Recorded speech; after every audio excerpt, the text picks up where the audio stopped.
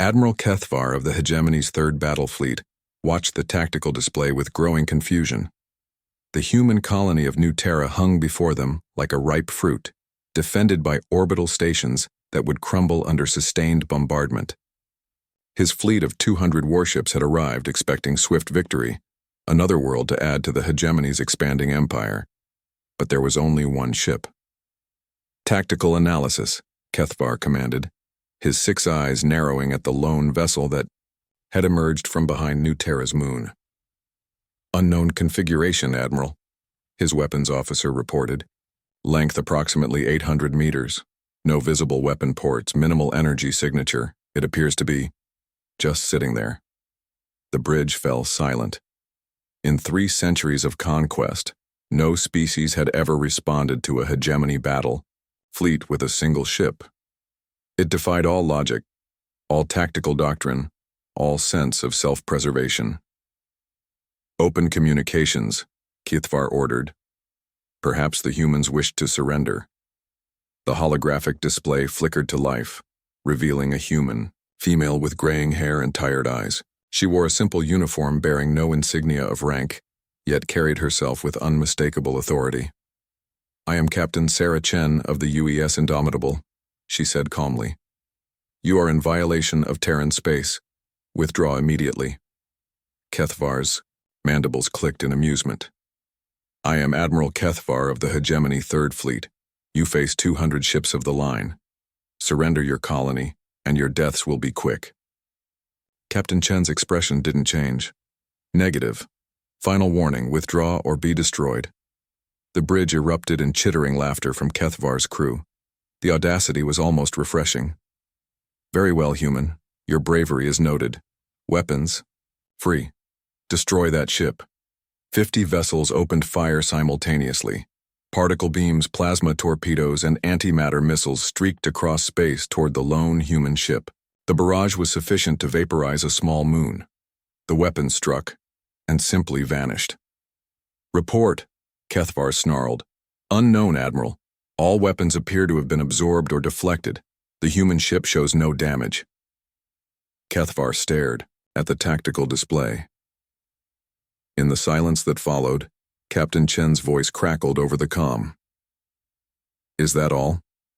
The human ship began to move. It didn't accelerate gradually like every other vessel Kethvar had encountered. One moment it was stationary. The next it was moving at impossible speeds, weaving through his formation like a ghost. No ship could maneuver like that. The G-forces alone should have liquefied any crew. "All ships converge on," Kethvar began, but his words died as he watched the impossible. The human ship passed through the heavy cruiser dominance without slowing. For a heartbeat, nothing happened. Then the kilometer-long warship simply ceased. Not destroyed, not vaporized. It was as if it had never existed at all. "Temporal displacement weapon?" his science officer whispered. "Or matter conversion?" But the human ship was already moving toward its next target. The dreadnought Imperium's Will tried to evade, its massive bulk rolling desperately away. The human vessel touched it for barely a second. The dreadnought aged 1,000 years in an instant, its hull corroding and collapsing as if subjected to eons of entropy in moments. "What are they?" someone whispered. More ships began to die. Some exploded from the inside out as their own. Weapons turned against them. Others simply stopped functioning, their crews found later in perfect stasis, aware but unable to move or speak. The destroyer subjugator was transformed into what appeared to be crystalline sculptures of its own, crew beautiful and horrifying. "Admiral," his communications officer called out, voice trembling. "We're receiving a transmission, audio only. It's coming from inside our ships." "Impossible." "It's Captain Chen's voice, sir. She's speaking to individual crew members by name." The blood in Kethvar's veins turned to ice. "Play it." Chen's calm voice filled the bridge. "Weapons Officer Zethmol, your daughter just took her first steps on Kepler Station. Don't you want to see her again?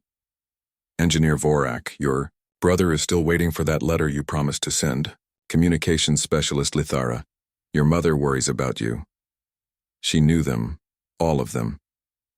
Personal details no intelligence network could have gathered. How? Kethvar breathed. His fleet was scattering now, 200 ships fleeing in, terror from one. The human vessel made no attempt to pursue. It simply returned to its position between the fleet and New Terra, waiting. Captain Chen's face reappeared on screen. Admiral Kethvar, you're wondering what we are. Tell me, he whispered. We're what you made us, she said simply. Every species you've conquered, every world you've enslaved, every technology you've stolen. You gave it all to us. The Veltar mastery of time, the Jakani understanding of matter, the Korseth ability to interface with quantum consciousness. You scattered their survivors across the galaxy. The implications hit him like a physical blow. The refugee ships found their way to human space. We welcomed them. We learned from them. We became more than the sum of our parts. Chen's tired eyes held depths of knowledge and power that made Kethavar's mind reel.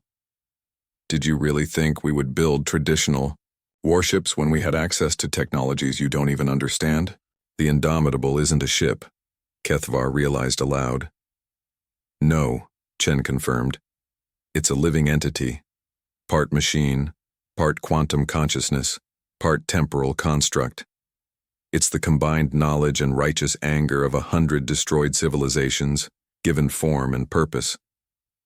The tactical display showed his remaining ships still fleeing, their formations completely broken. What do you want? Kethvar asked. Go home, Captain Chen said. Tell the Hegemony Council that humanity is under the protection of all those you thought you had conquered. Tell them that the dead remember and the survivors have found a way to fight back. The connection terminated. The human ship, the entity calling itself Indomitable, simply waited. Admiral Kethavar looked at what remained of his once mighty fleet. Confused, terrified vessels limping away from a battle they couldn't comprehend against an enemy that redefined the very concept of warfare. He set course for hegemony space, carrying a message that would change everything.